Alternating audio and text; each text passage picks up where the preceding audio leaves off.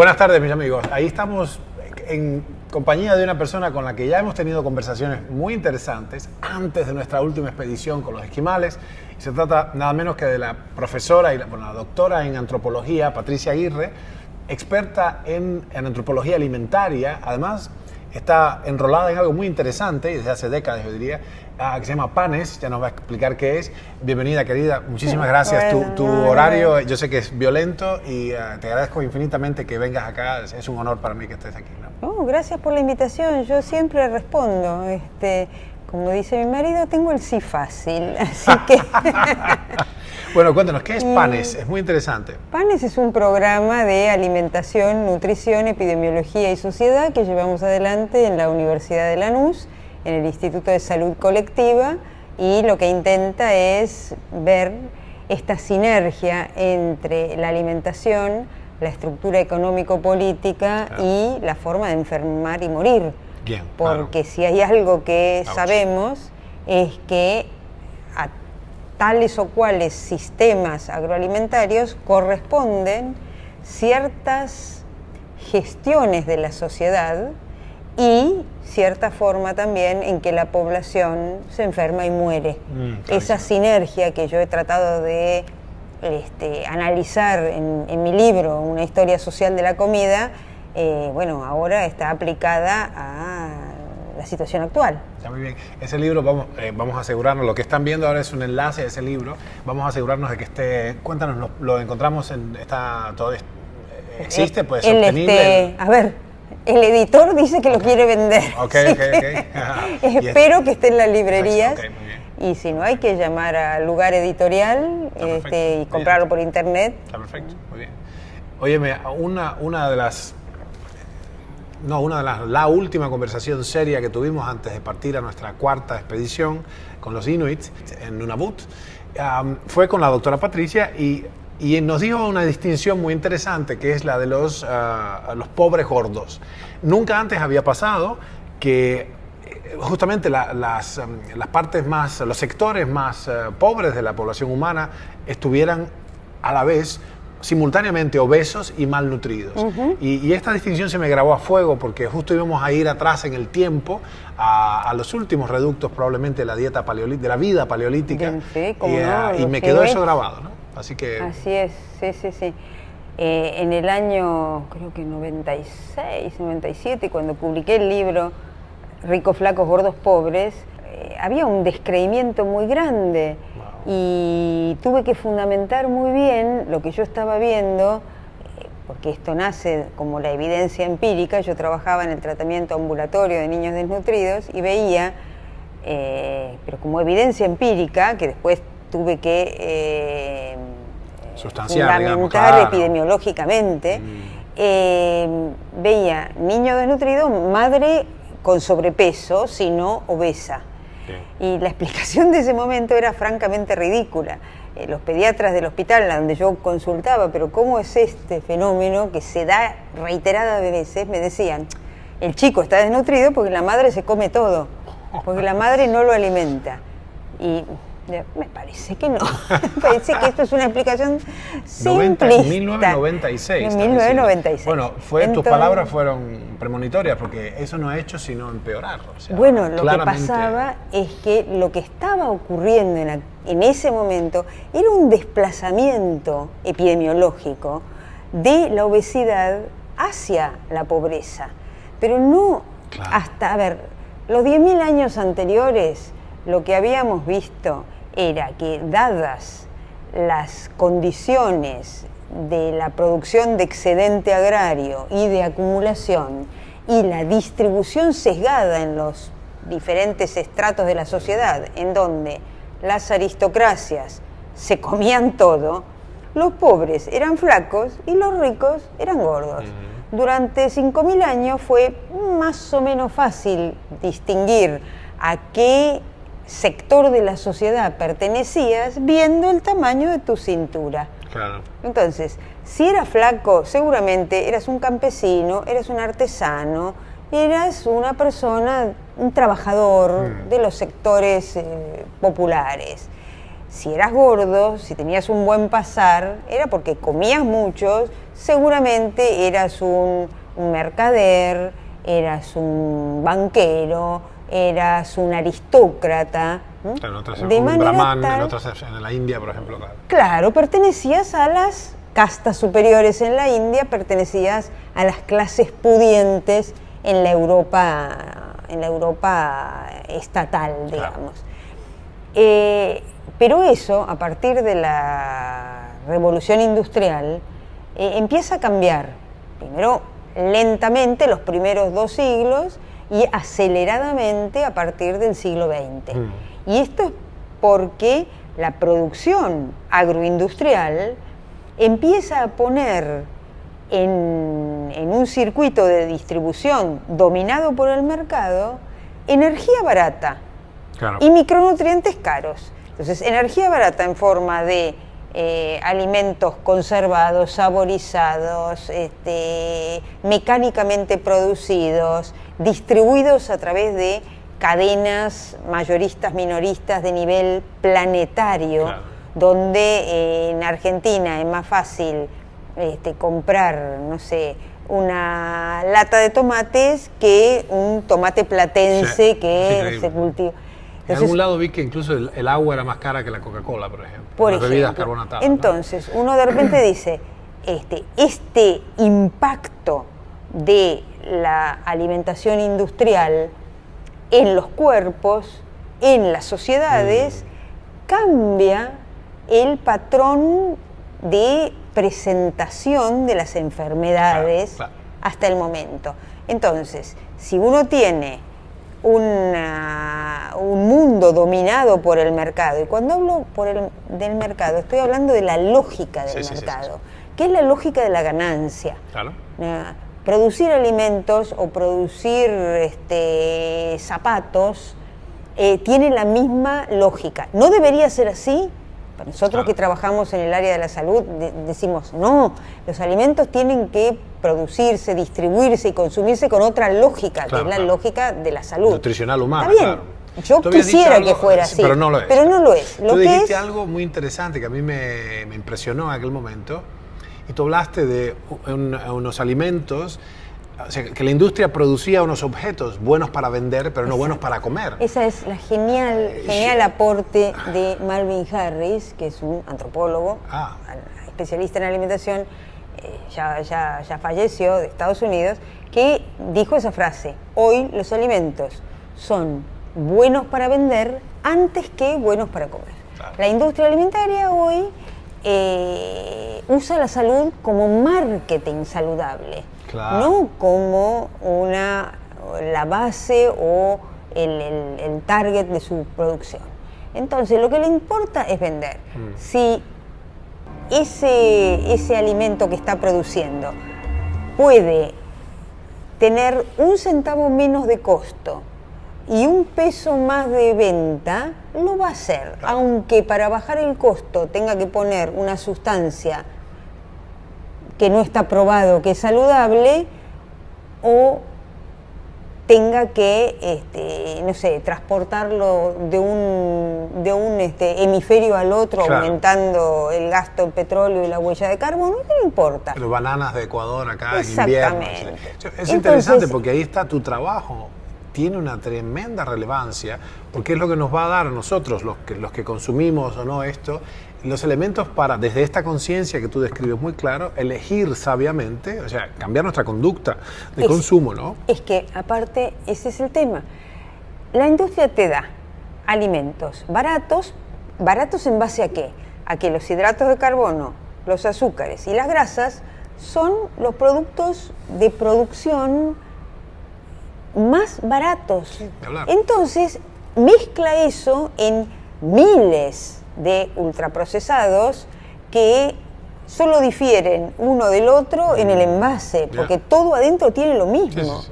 Es terrible, uno va a un supermercado y ve miles de marcas, pero cuando analizás cuántas especies estás consumiendo, son las mismas, 3 o 4 especies, desde el punto de vista nutricional, te explican el 60% de los consumos.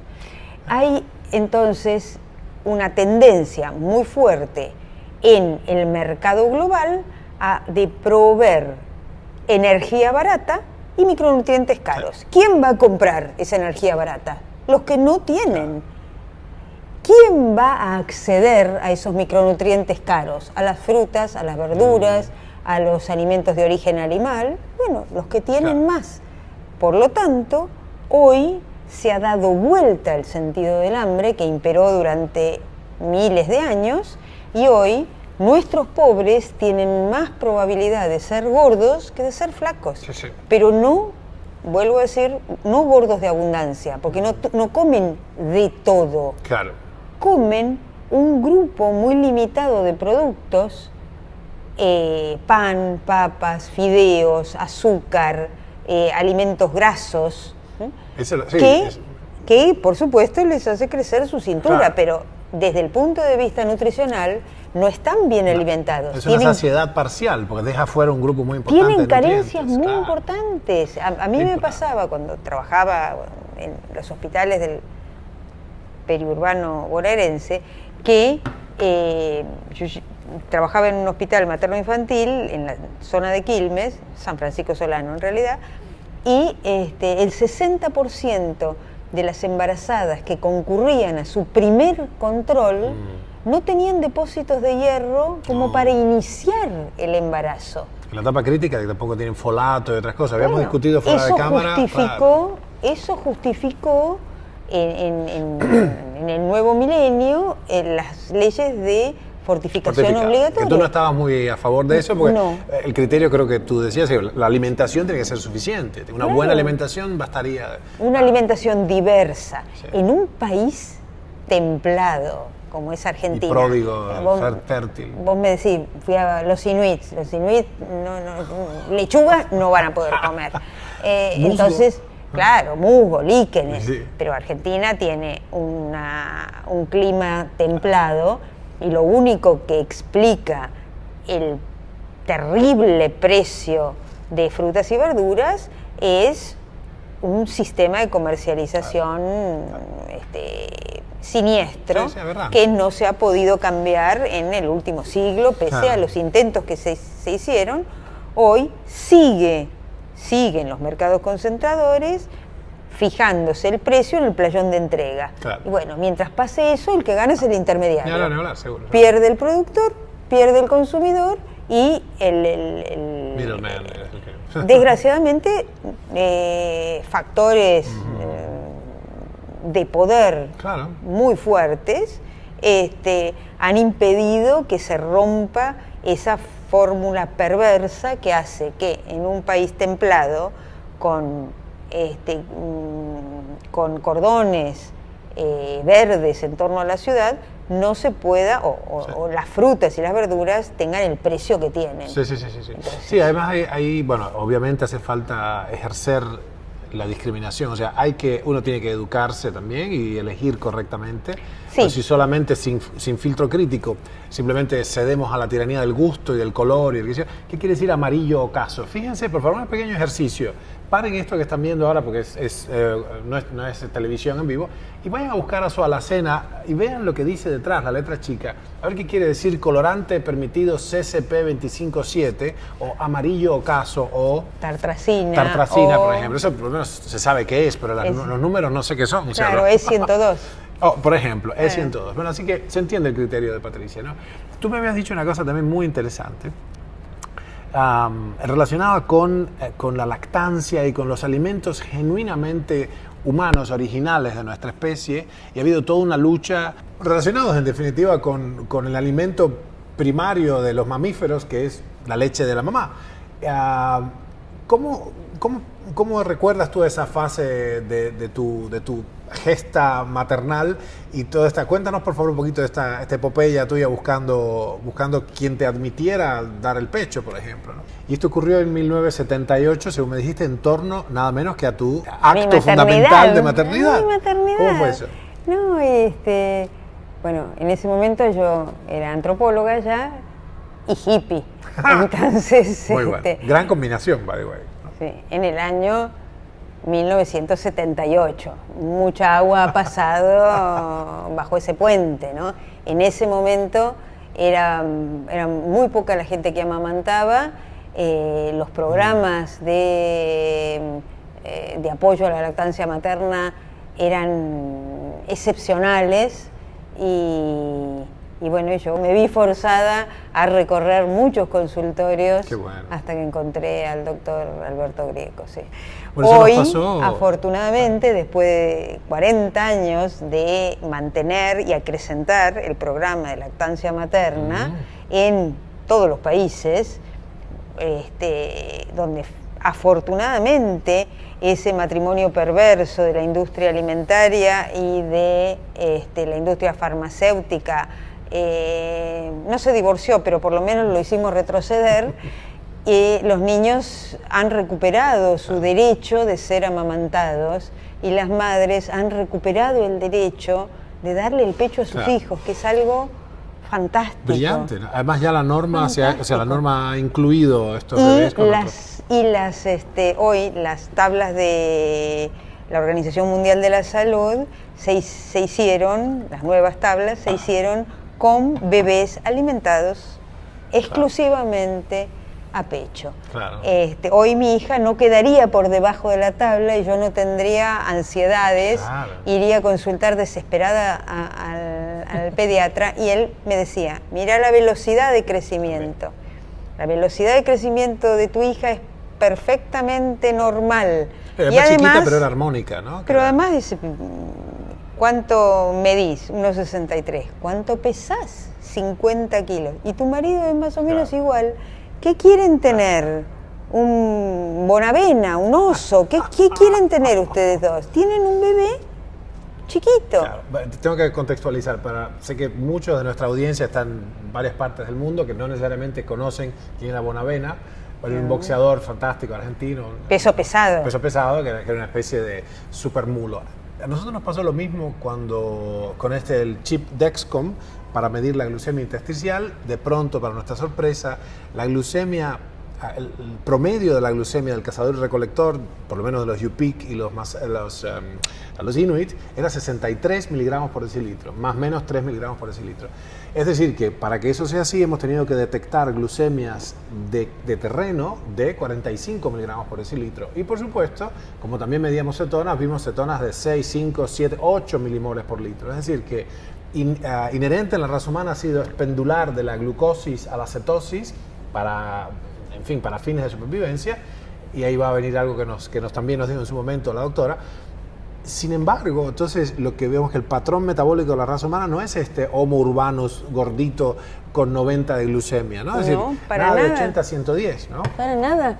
Si vos mirás, a ver, ¿qué tenemos? ¿Qué evidencias científicas tenemos de cómo podía haber sido la especie humana hace 100.000 años?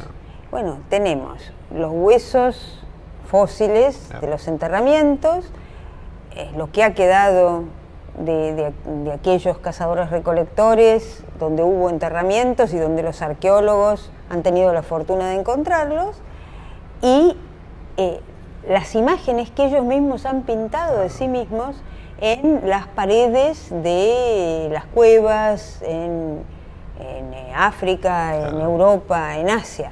Tuvimos algunas en Altamira, por ejemplo, en Lascaux.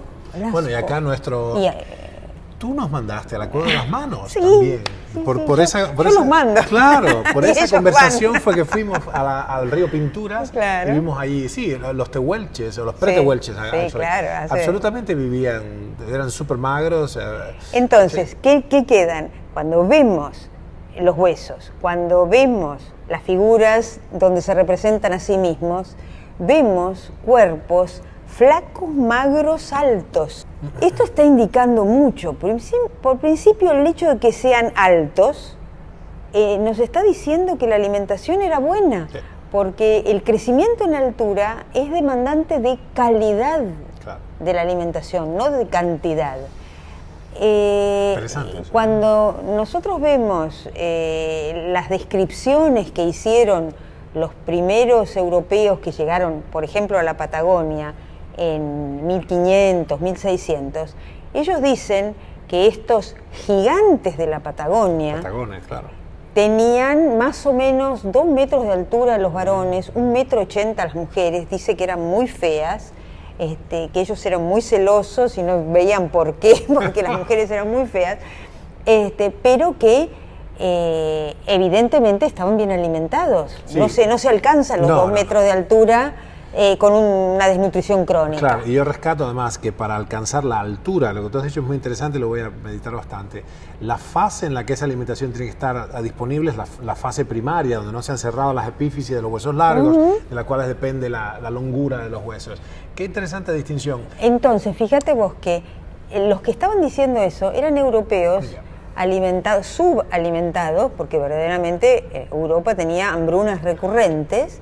Yo no tengo ninguna duda que no son las especies, sino la comida en general lo que los mueve fuera de esa Europa hambrienta.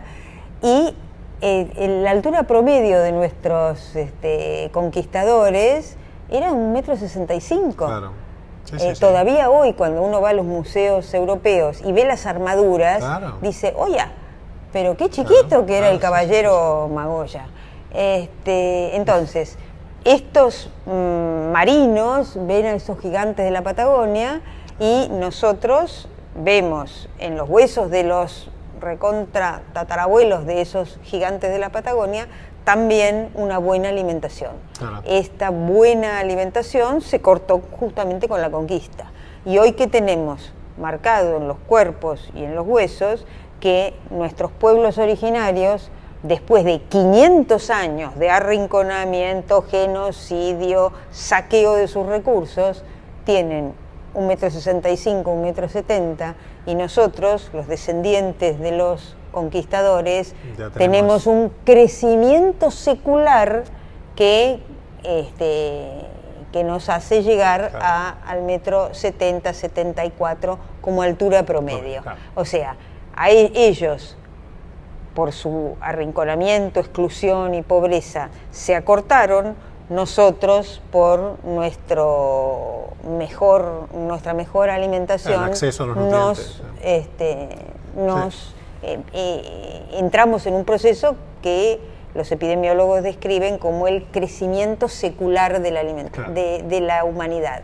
Ese crecimiento secular es ni más ni menos que el haber salido de la hambruna recurrente y empezar a comer más y más diverso. Sí, yo lo he visto, este crecimiento secular, esta tendencia, este trend secular del crecimiento, yo lo viví porque alojamos en los años 90 acá en Buenos Aires a unos muchachos que eran artistas vietnamitas. Ajá. De una técnica, es una pintura a la laca. Bueno, y todos eran hijos de la guerra, todos, ¿no?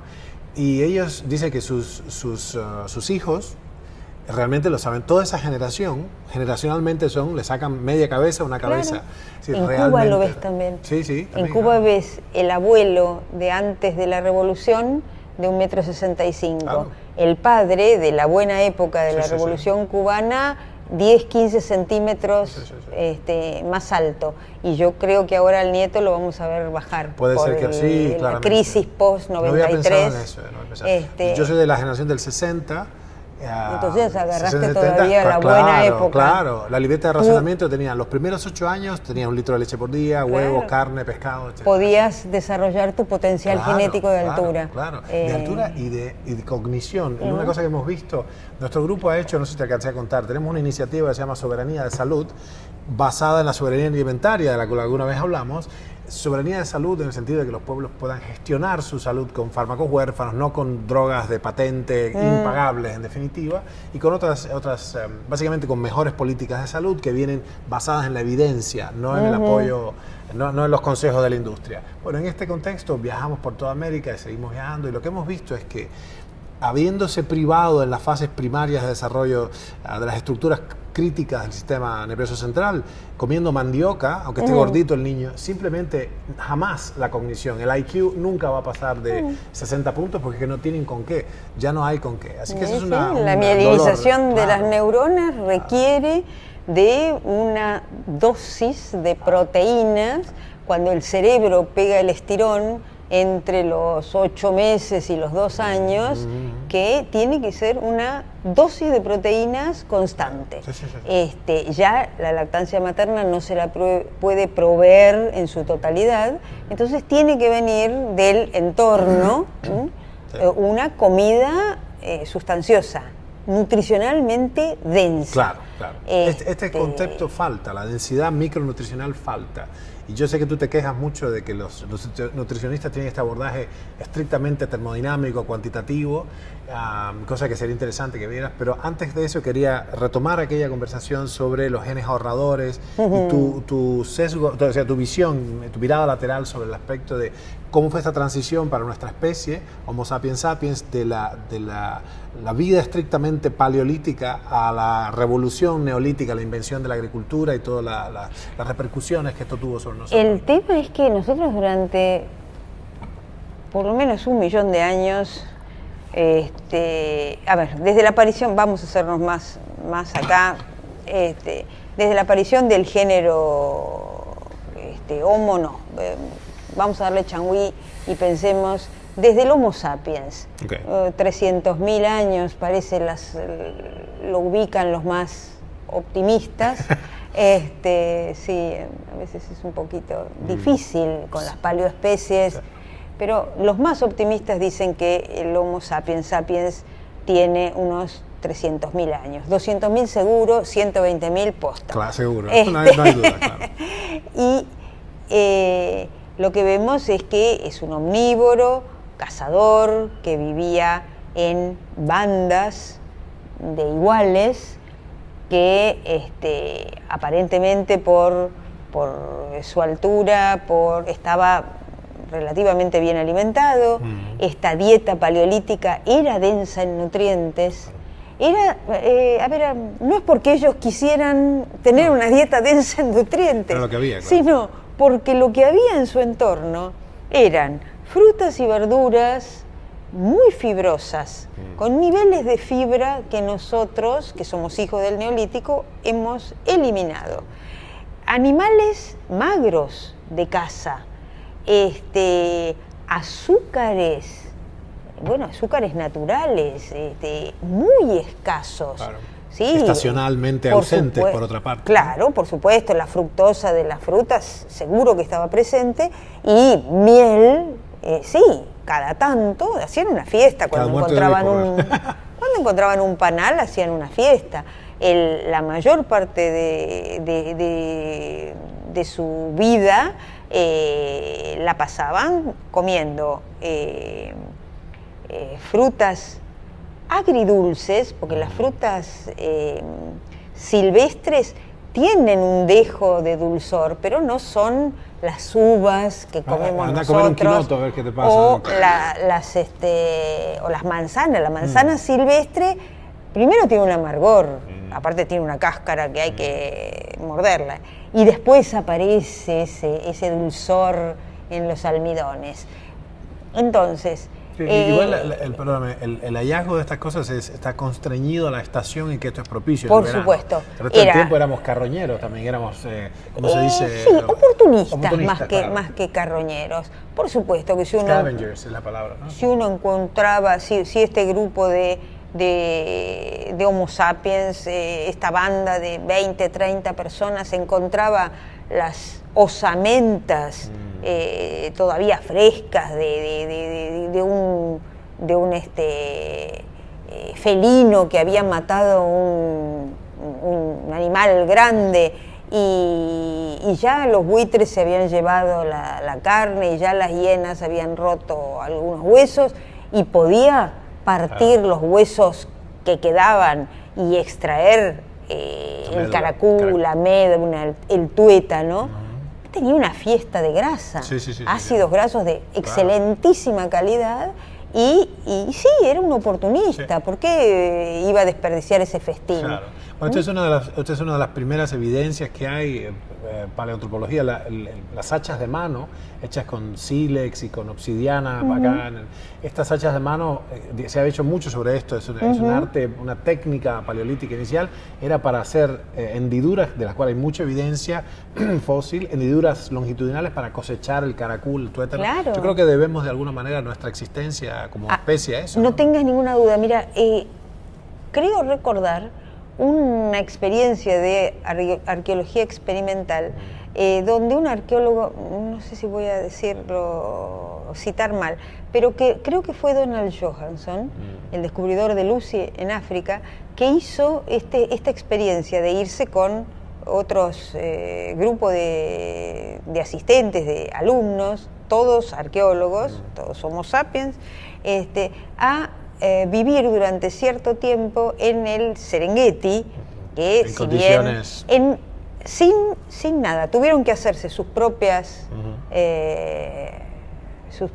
herramientas, y por supuesto no se puede comparar la capacidad cerebral de un Homo sapiens y de un australopiteco, pero ellos hicieron estas hachas de mano, que son, lo que vieron es que son mucho más aptas para destazar o romper una pieza ya abatida que para cazar. Para batirla. Para batirla. Sí, como que iba a interesante. caminar con el hacha de mano Claro. golpeándole en la cabeza a un ñu, imposible. En cambio, son tan grandes que un animal abatido Claro. lo podían destazar. Claro. Y vos sabés que una de las, por supuesto, recogieron frutas, tubérculos. Todo lo y que podían, en todo lo que definitiva. podían. Pero el tuétano fue uno de los aportes de alimento animal junto con los huevos más grandes que Sí, tuvieron. sí. Y En el conteo, sí. cuando hacían el relevamiento se daban cuenta que con eso no podían cazar grandes animales. Y la recolección, bueno, sí, iguanitas, pajaritos.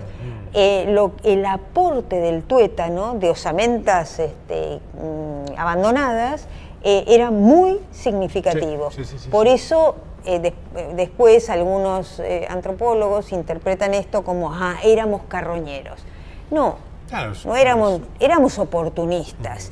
Allí donde comes lo que puedes. donde, claro, el medio te ofrecía una fuente alimentaria segura, pero por supuesto que la Sí. aprovechaban. No, hay alguna evidencia, no del todo cierta, pero hay papers nuevos que de alguna manera apuntan a la extinción de especies cohumanas, que convivimos Cromañón con Neandertal, probablemente el canibalismo, algunas cuestiones, digamos, ¿por alguna qué no? pérdida de la tasa de reposición de natalidad porque había, bueno, esencialmente canibalismo, sí. yo diría...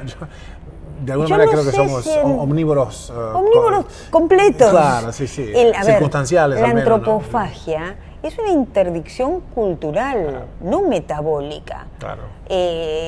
A ver, Son proteínas y grasas más o danzantes de todo. menos- Más o menos hace hasta 1.800.000 años antes de ahora, en la zona del lago Turkana, Lickey encontró parántropos, Australopithecus boisei, Homo habilis, Homo Afarensis, ergaster. claro, Homo ergaster, sí. O sea, había 4 especies, 2 vegetarianas, 2 omnívoras, conviviendo en la misma área, muy extensa, eso sí, del lago Turkana. Yo creo que cuando uno mira las reconstrucciones que se han hecho del aspecto de los vegetarianos, el Australopithecus boisei a un Homo ergaster le debía parecer más un mono que Claro. una persona de su especie. Y aparte, si lo encontraba y se lo podía comer, yo creo que lo hacía. De hecho, hemos encontrado fragmentos de huesos en fogones del Homo ergaster, lo cual indica que el boisei no fue un invitado a cenar, No, fue no, la cena. fue la cena. Fue la cena. Bueno, tú sabes que uno de los antropólogos más importantes anterior a mi generación en Cuba, Manuel Rivero de la Calle, era muy amigo de mi papá, me enseñó. Yo era chiquitico, tenía 13, 14 años y era la mascota, el protégé de estos grupos de espeleología y todo esto. Y él me mostró en Río Caníbal, que ahora parece que es, según me dijo Susana Antón, la autora de un libro de antropología biológica muy interesante, me dijo que es un sitio que ahora está famoso, Río Caníbal. Yo iba de niño a vacacionar ahí. Y me mostró que por la antropofagia, los caribes, los indios caribes, hacían expediciones por las Antillas morfándose a la gente, a los taínos. A los taínos, que eran mucho más... mansos y todo. Bueno, sí, y sí, menos violentos. Claro, él me mostró la evidencia fósil de los taínos de la costa, que predataba quizás 2 o 3 siglos, no mostraba ni caries, ni tuberculosis ósea, nada de eso. Porque comían básicamente, bueno, lo que comen la costa, ¿no? Roedores, langostas, peces, cocos, bueno, uvas de caleta, huevos, etcétera. Y los de adentro, que vivían exclusivamente de azúcar, mandioca, o sea, el casabe, esa especie de paraíso, guayaba, etcétera, claro, sí, tenían un montón de problemas, pero lo que los forzó, la migración al interior de Cuba, la forzó la antropofagia de los caribes, o sea que no es nuevo. Caníbal viene de Cariba. ¿Ah, sí? La inventa Colón la palabra. Ah, claro. Los taínos le hablan, y él entiende lo que puede, pobre hombre, le hablan de los caribas, que eran comedores de hombres. Entonces ahí se produce la confusión entre cariba y caníbal. Él escucha y quedó como término. Interesante, de manera tal que caníbal viene de ahí. Qué bien. Bueno, ahí en esa zona, yo te diría, entonces, para con la línea que tú venías desarrollando, hemos vivido en este periodo que tú describes, sobre la base de nuestra asombrosa capacidad para...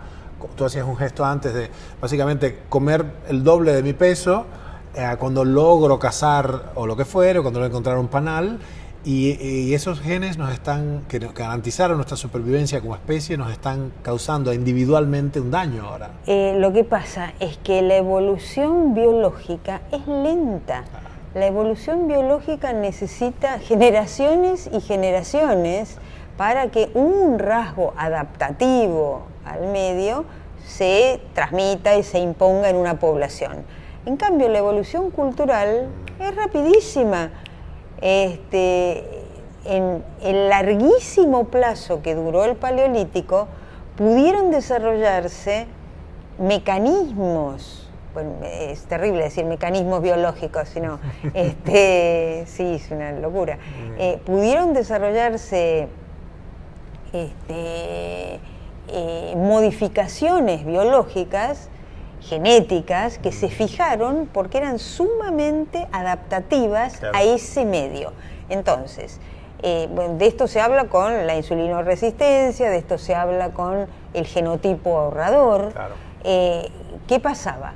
Ante la oscilación de los ecosistemas que proveían de, bueno, invierno y otoño poca comida, pero primavera y verano mucha comida, aquellos individuos que podían llevarse puestas las calorías, ¿sí?, que tenían esos genes que permitían, a través de una liberación de insulina después de una comida copiosa, transformar esas calorías sobrantes en grasa y acumularlas en células especializadas, los lipocitos, en ese panículo adiposo de la panza, de los glúteos, esos que se llevaban puestas las calorías de la época de abundancia para gastarlas en la época de escasez, estaban por supuesto mucho mejor preparados para sobrevivir la inevitable alternancia de las generaciones. Entonces acumulaban en el verano y gastaban en el invierno.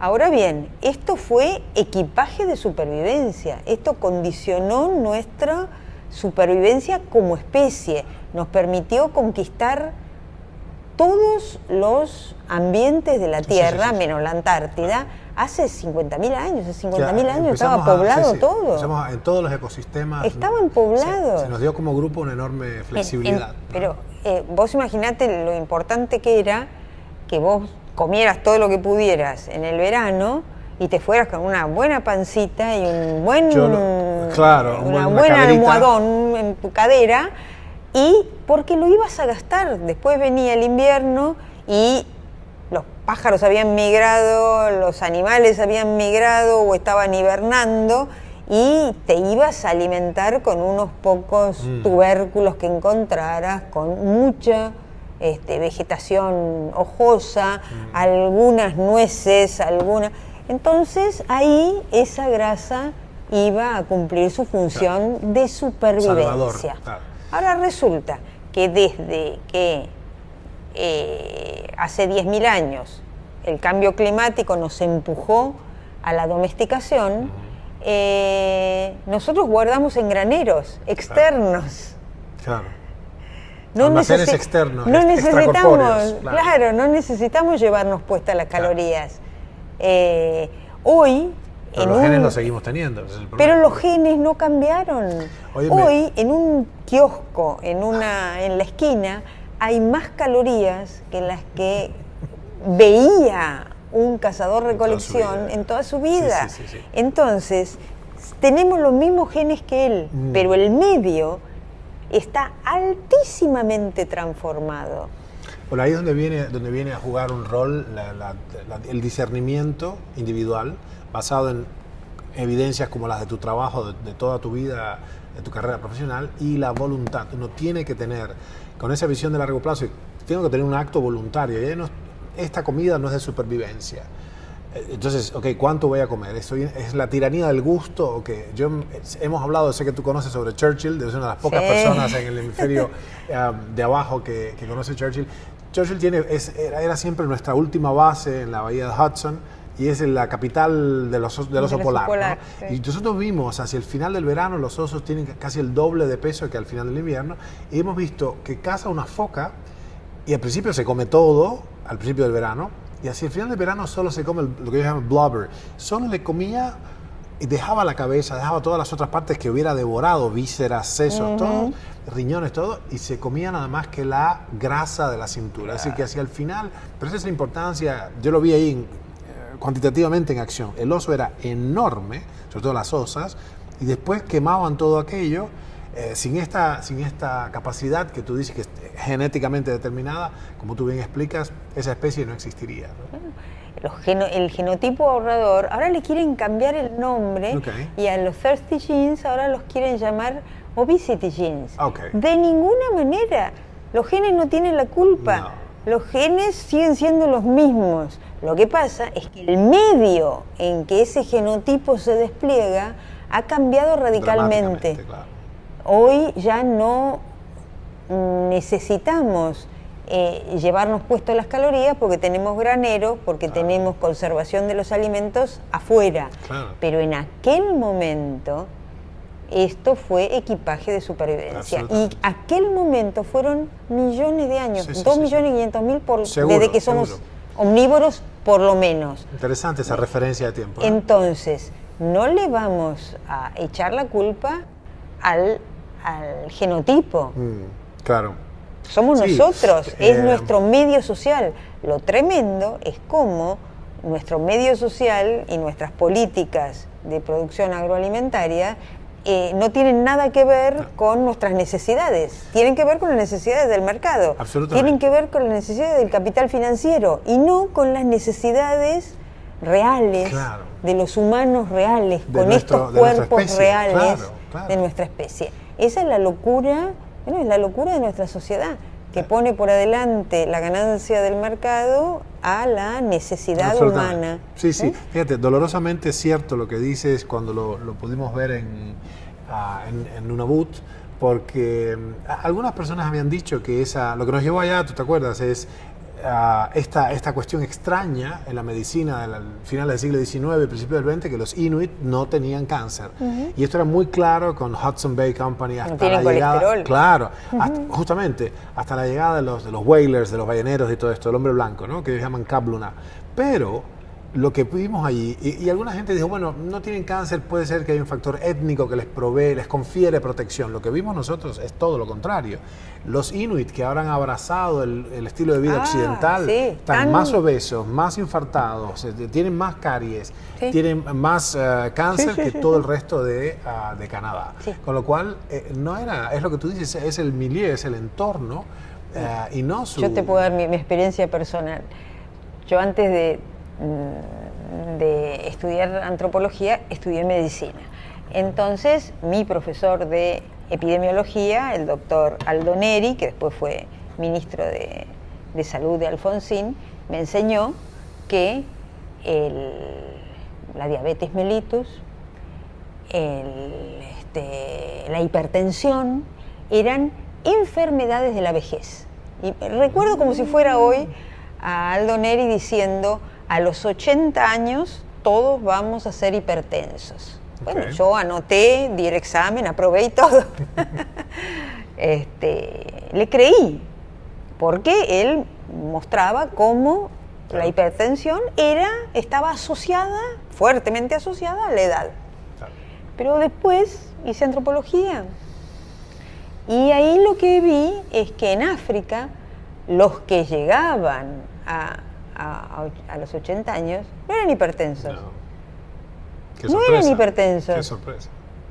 Había muy pocos que llegaban a los 80 años, pero los que llegaban no eran hipertensos, no tenían diabetes mellitus. O sea, no era una condición inherente a la especie humana, no era una enfermedad de la vejez, era una enfermedad de la civilización. Claramente. La forma en como vivimos en las sociedades occidentales, urbanas, industriales, nos empuja a la hipertensión y a la diabetes mellitus. A medida fueron entrando los estilos de vida occidentales en África, empezó a crecer la diabetes mellitus, la hipertensión, como también empezó a crecer el accidente cardio y cerebrovascular y el cáncer. Porque dejaron de vivir como vivían y empezaron a adoptar los patrones de consumo alimentario, que es lo único que yo veo, ¿no? Probablemente también los patrones de movimiento, hasta el movimiento incidental de tipo occidental. Entonces crecieron las enfermedades occidentales. Son enfermedades del estilo de vida. Absolutamente. En estrecha correlación con esa especie de ley formulada por Stanislas Tanchot, que dice, la ley de Tanchot es: la mortalidad por cáncer en todo el mundo está directamente correlacionada con el grado de civilización del país. Mientras más civilizado, más cáncer. Sí, yo me pregunto, yo le pondría un signo de interrogación a civilizado. Ni hablar. Él lo decía con mucha sí, yo lo diría irónicamente, claro. Lo decía con sorna, sí. En ese momento había decía que los franceses eran el doble de civilizados que los ingleses, porque tenían 2 veces más cáncer. Lo hacía así, era bravísimo. Bueno, así sí era. Final del siglo XIX, ¿no? Pero, bueno, hoy tenemos en la Sociedad Argentina de Pediatría, los pediatras se horrorizan de ver niños de 8 y 10 años con hipercolesterolemia, con diabetes mellitus, con hipertensión. Pero si son niños rellenos de sal y papas fritas y chisitos y gaseosas y bebidas azucaradas que esta sociedad les vende a los niños como alimento infantil. Es increíble. Yo he visto salir en la cola del pediatra, de nuestro primer laboratorio de investigación de química clínica estaba frente, en un edificio, X edificio, enfrente había un pediatra, varias consultas pediátricas, y todos salían con chupetines, con chambelonas, con caramelos. Los premiaban. De azúcar, claro. O sea, constantemente hemos premiado, por favor no hagan eso del otro lado, no premien a vuestros niños con caramelos. Estamos condicionando la percepción de que el azúcar en gran cantidad, sin haberlo merecido, es bueno, y sobre todo si uno está sentado, ¿no? Bueno, el tema del azúcar es una paradoja industrial. Vos sabés que hay un antropólogo genial, Sidney Mintz, que murió hace un par de años. Sidney Mintz decía que el azúcar dio el plano de la fábrica, que el azúcar es anterior a la fábrica. Claro. El trapiche, el ingenio y el trapiche. Bueno, esto viene cuando los europeos chocan con América y se apropian de las tierras de los pueblos originarios, se preguntan, bueno, ¿cómo podemos explotar estas tierras maravillosas? Y dicen, bueno, ¿cuál es el producto más caro en la comercialización de alimentos en Europa? Es el azúcar. Era el azúcar. Era un lujo fantástico. El azúcar era un lujo. Era tan caro que las madres testaban a favor de sus hijas 40 gramos de azúcar. Así como testaban las especias, testaban el azúcar. Testaban de testamento, lo ponían en su herencia. Bueno, tú estuviste en Cuba, ¿has estado en Cuba? Sí. Okay. Bueno, el trapiche que tú describes, que era el ingenio azucarero del siglo XVII, es una imagen de mi infancia, lo tengo como en mi acervo cultural. Yo hasta los 30 años estuve en Cuba. Y tú estás diciendo que esto es como el blueprint de lo que sería después el desarrollo de la industria. Claro, porque vos fíjate que cuando ellos dicen, bueno, vamos a producir azúcar, la empiezan a producir con el criterio de las zonas templadas europeas, donde viene la siembra y después viene la cosecha y eso es lo que se lleva al molino. Entonces, al principio empiezan así, después dicen, estamos todos locos, esto es una constante, estamos en una zona tropical, de manera tal de que lo que se impone es la lógica de la producción para no parar nunca el trapiche. Parten las plantaciones en 4, de manera tal de que en las 4 estaciones haya alguna parcela en cosecha. Y el trapiche no para nunca. No. Entonces, la materia prima va llegando regularmente y el trapiche va, extrayendo la melaza y cristalizando el azúcar todo el año. Claro. O sea que está indisolublemente ligado al desarrollo industrial de la humanidad, ¿no? Sidney Mintz va más allá y dice, financió energéticamente la revolución industrial, porque primero le dio la planta a la industria, cómo tenía que ser. Claro, el layout En ese momento, hasta 1740, no se generan fábricas en Europa. Claro. En Europa, en ese momento, la producción de lo que podríamos llamar industrial estaba descentralizada. El capitalista recorría las familias rurales, dejándoles el trabajo, y las familias rurales, en el tiempo muerto de la agricultura de zona templada, producían con el pater familia organizando el trabajo. Después, y sobre todo para las cosas de hierro, qué sé yo, que se concentraban el capitalista, lo que hacía era recoger y generar el armado. Esa es la primera industria, que fue la de los cucús, la de los relojes. Claro. Se hacía así, una familia hacía, no sé, el pajarito, el otro hacía el resorte, el otro hacía y después se armaba. Sí, sí. Después creo los telares, hasta organizar algo más complejo de las hilanderas. Eso en 1740 más o menos se genera. El capitalista dice, basta de moverme, que vengan a mí en vez de ir yo a buscar la fuerza de trabajo. Y toma el plano del trapiche, una provisión permanente de materia prima para poder sacar permanentemente el producto que fuera, ¿no? No importan las estaciones, no importa el metabolismo humano, lo que importa es el flujo permanente de la mercancía. ¿Qué es esta lógica del capital que tú dices? Es la lógica del capital. Claro. El azúcar llega en ese momento a masificarse, porque sí, efectivamente, durante el siglo XVI, parte del XVII, era carísima, y qué bueno que había provisión ahora de las colonias americanas y de las colonias inglesas del sudeste asiático. Qué bueno. Pero todavía llegaba a una franja. Por ejemplo, los grandes chefs de ese momento decían, ninguna vianda la rechaza. Salado o dulce, vos le podés poner azúcar y el azúcar lo que hace es realzar el sabor. En ese momento se hacían, en las bodas aristocráticas, en el siglo XVIII, se hacían, XVII, XVIII, se hacían esculturas de caramelo.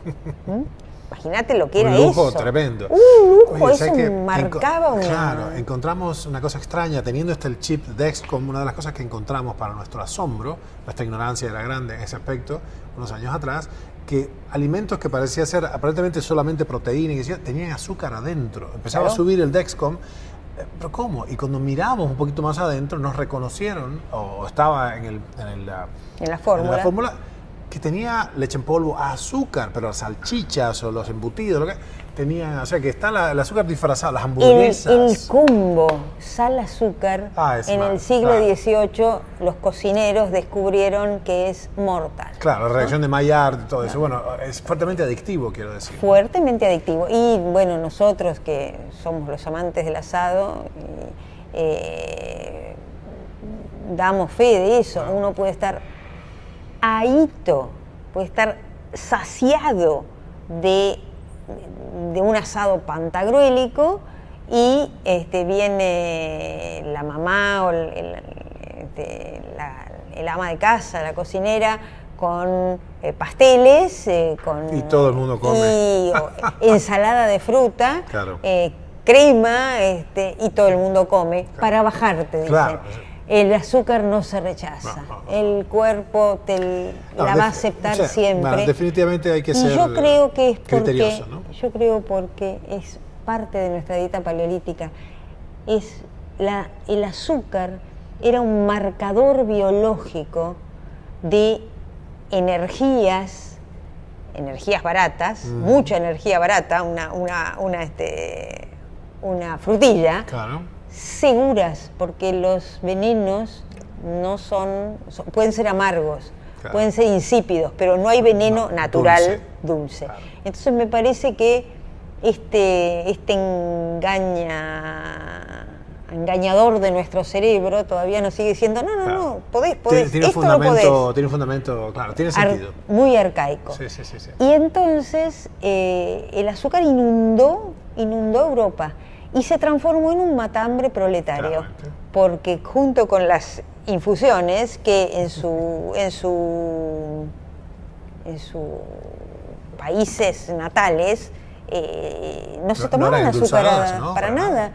En la sociedad industrial esa infusión barata, el café en Francia, el té en Inglaterra, con azúcar también barata, no el azúcar blanca hiperrefinada, sino el azúcar morena, claro, el mascabo, digamos, se transforma en el matambre proletario que va a permitir la energía, porque fue una energía vacía, sin densidad nutricional. Calorías huecas famosas. Calorías huecas, pero calorías al fin, para mantener a ese obrero súper explotado del siglo XVII, XVIII, XIX, produciendo durante las larguísimas horas de la jornada industrial y además alimentado a bajo precio y con el agua caliente. Claro. Que hervir el agua ayudaba no solo a llenar la panza de calor, sino también a evitar algunas de las muchas enfermedades, ¿no? del agua realmente de poco saludable, claro, que se tomaba en las ciudades europeas de ese momento, ¿no? Hacinados. Sí, ahí tenemos a estas alturas, ya sé que están cocinando, bruyendo los cerebros, a estas alturas tenemos algunas preguntas, y yo quisiera no desaprovechar la oportunidad de preguntarle a Patricia, que tiene una intensa carrera y que ha visto el auge y y caída de varias teorías nutricionales y modas y qué sé yo. Eso por vieja. No, por sabia, por favor. Preguntarle algo, pues yo tengo, si no hay una pregunta inteligente, recuerda que tienen que hacer preguntas inteligentes, yo tengo una. Si te convocáramos desde tu extensa experiencia en tu instituto, ¿cómo podemos mejorar? ¿A dónde apuntar en políticas de salud? ¿Qué tú propondrías como una cosa? Yo entiendo que es muy difícil, pero ¿qué tú propondrías política yo creo que una política realizable, pero alimentaria, ¿no? Me pregunta de política de salud. No, política alimentaria. Política alimentaria, de tu área, ¿no? Está bien. Al final termina siendo una política de salud porque la alimentación es el factor prepatológico por excelencia, pero la salud es mucho más compleja que la alimentación, que es ya de una complejidad extrema. Yo creo que en este momento podemos, una política posible y deseable sería, ya que la alimentación llega a los hogares a través de mecanismos de mercado, bueno, que la gente tenga ingresos suficientes para poder comprar lo que quiera comer. Educación suficiente para que sepa elegir. Claro. Y alimentos saludables entre los cuales optar. Claro. Esas tres cosas serían como el trípode básico de una política alimentaria. Después vemos los contenidos, pero hoy proponer una política de autoabastecimiento, y no, seamos realistas, el 90% de nosotros vivimos en lugares donde la autoproducción es muy difícil. Yo tengo hermosas orquídeas y en mi vivero tengo también una bolsa donde cultivo hongos, pero soy autosuficiente en hongos, cultivo 20, o sea, cosecho 20 hongos por semana, gírgolas, pero no puedo cosechar trigo, o no puedo cosechar todos los tomates que me como. Vivo en un segundo piso. Pero está clarísimo que hace entonces, falta...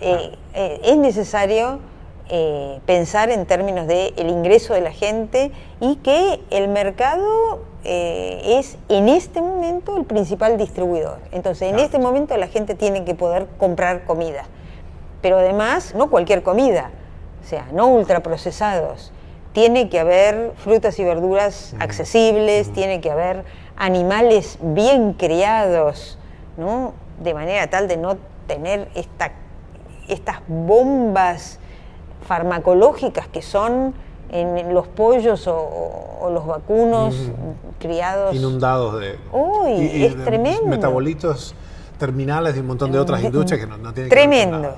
Y además la regulación del Estado, el Estado no puede dejar en manos del mercado la producción de alimentos. Tiene que regularla fuertemente para que sean alimentos saludables, no solo inocuos. Claro, tiene que intervenir con la lógica nutricional de la salud. ¿No? De cómo se crían animales, cuándo se permite que un antibiótico sea un promotor del crecimiento, por favor. Está bien establecido, además, que ya lo usa la industria más allá de lo necesario porque promueve el crecimiento. Por supuesto. Yo te había escuchado además decir algo... ¿Todo bien? Así me estabas haciendo una seña. Sorry. Yo te había finalmente escuchado decir algo muy interesante también acerca de... Ahora perdí el hilo de lo que iba a decir porque me asusté, pensé que se había trabajado. Pero a ver, habíamos hablado de los pollos y los animales llenos de... Sí. Ya me acordé. Habíamos hablado también sobre un interés mutuo que tenemos, que es la restricción calórica y el proyecto Biosfera 2, donde estuvimos nosotros por allá en uno de estos lados, que era. Y tú tenías una propuesta muy interesante que parecía que es comer muchos poquitos, o sea, comer poquito de muchas cosas, o sea, y uno cuando te escucha dice, ok, claro, para que haya una variedad nutricional, pero tú dices algo muy lógico y medio escalofriante. Sí. ¿Quieres explicar tu teoría? Es para distribuir los venenos. Bueno, a ver, yo haciendo ejercicio ilegal de la nutrición, cuando me dicen, o sea, soy fantástica para la gente, para los dietantes, porque después de hablar conmigo no comes por una semana. Entonces me dicen, bueno, pero entonces, ¿qué tengo para comer? ¿Qué puedo comer? Porque ya no me quedó nada, no me quedaron los cereales o las frutas y verduras por los agrotóxicos, no me quedaron los animales porque están criados de una manera farmacológica, no me quedaron los peces porque están contaminados con mercurio en mares que son vertederos de basuras, bueno, ¿qué me quedó para comer? Y yo les digo, en realidad le quedó, bueno, por supuesto, no lo que proviene de la agroindustria, de la industria, con sus conservantes, colorantes, saborizantes, es también de dudosa salubridad, de manera tal de que mis amigos me dicen, bueno, entonces, ¿qué como? Y lo que yo les digo es, come de todo, pero poquito. Y entonces ahí es donde dicen, claro, comer bien diverso para cubrir todas las necesidades, porque los omnívoros no encontramos todos nuestros nutrientes de la misma fuente. La diversidad protege el metabolismo, el organismo. Y yo le digo, sí, pero lo protege no solo por la diversidad de nutrientes, fibras, la protege porque entonces bajás la cantidad de venenos. Si vos solo comés frutas y verduras, los agrotóxicos te van a matar. Si solo comes ultraprocesados, los conservantes y saborizantes te van a matar. En cambio, si comes un poquito de y un poquito de y un poquito de no te fijes en nada, comes mitigas de todo. El riesgo, claro. Entonces distribuís el tipo de venenos que estás recibiendo. Qué triste, ¿no? Qué triste que ese sea, que la estrategia de mitigación de riesgo sea envenenarnos menos, spreading out, claro, distribuyendo el tipo de venenos. Igual, digamos, suponete que por algún milagro de la naturaleza lográs meterte dentro de una burbuja gastronómica y alimentarte con productos orgánicos, beber agua de manantial y tener una alimentación 100% natural, mejor que no salgas a la calle entonces, porque te vas a morir, claro, con el tolueno y la contaminación de las ciudades. Tenemos un aparatejo que anda por ahí, estamos midiendo en diferentes lugares y estamos respirando algo así como en la 9 de julio, acá en Argentina, en Buenos Aires, para los que vienen afuera, 190 y pico de miligramos por metro cúbico de formaldehído. O sea, que básicamente estamos respirando, y en los en los lobbies de los hoteles de Latinoamérica, peor. O sea, estamos en una sopa de estos puffs, que es como una nube de perfume, no sé, porque les parece que hay que... Sí, parece que... es tremendo porque... O sea, que entiendo. ¿Viste que en los hogares ahora no se considera de mal gusto el olor a comida? Es increíble. Es increíble. Bueno. Yo cuando era chiquita y regresaba a mi casa del colegio, una de las cosas que para mí era como el sinónimo del hogar era el olor del pan tostado. Claro.